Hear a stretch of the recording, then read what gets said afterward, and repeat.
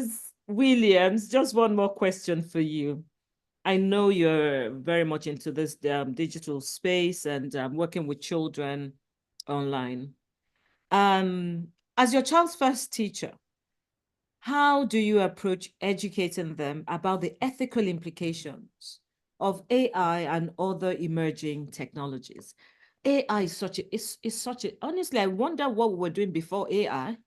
But now that we have AI, how do we ensure that ethics, you're teaching the ethics of using AI? They're not going to take the homework and put it on AI and get the answers and present it in school. How do you manage that, Mrs. Williams?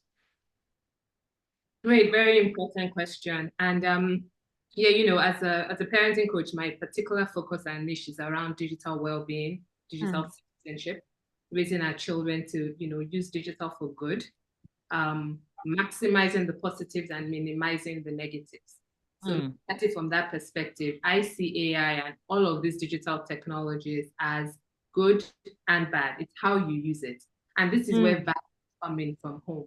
First of all, as a parent, yes, also because I'm in the digital space, I talk a lot about digital technologies, how you're using it, what you're doing with it, what are you consuming? Are you a passive consumer? Are you actively adding to the e-village? I call it e-village. Yes, I have changed. I don't say it takes a village to raise a child nowadays. Now it takes an e-village because I use that as an if, for example, Nicole sees something online that could affect my children or my children post something they shouldn't, is she able to call me out and say, hey, hello, I noticed that, da, da, da, da, da. That's part of this e-village relationship that we actually have to have. So for the children, it's really not about telling them whether or not they should use it. They will use it. It's about having conversations at home, not being an ostrich parent. Ostrich parent means what? Put your head in the sand and say, I won't talk about it. But actually communicate. It's not my child. My child is not doing anything wrong. Exactly. Everybody's doing it. So let's talk about that. Hey, how are you using it? What are some of your case studies? Then talk about the ethics around it. Cheating is cheating, whether you use AI or not. If somebody was to do your homework for you, you download it and submit it. That is cheating.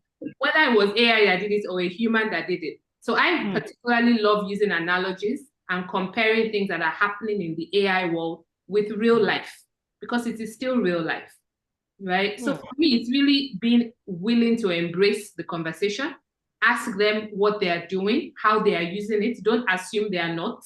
Assume they are, and then use that as a chance to reinforce your values around how you are using it, whether it's to learn, because they can use it in very, very good ways. I don't want to focus so much on just the negatives, because the positives are amazing if we make sure that we are guiding them in that direction.